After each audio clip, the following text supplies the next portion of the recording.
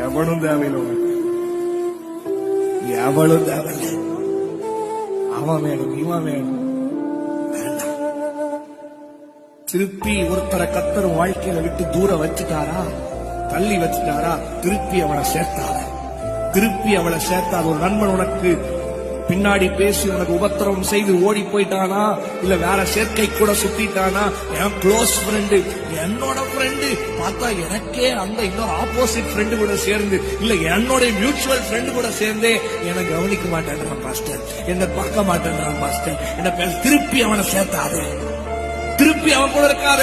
ஒரு வாட்டி உனக்கு அவர்கள் தவறு செய்து உனக்கு துரோகம் செய்து விலகி விட்டார்களா, திருப்பி அவன் இல்லைன்னு அவங்களை சேர்க்கணும்னு சொல்லி தயவு செய்து மகனே, மகனே, தம்பி, தங்கச்சி நினைக்க.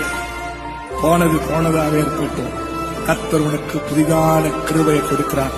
அதுக்கு மேல என்ன வேணும்? உன்னோடு திருப்பி அவங்களை சேர்க்கணும்னு மட்டும் நினைக்காத.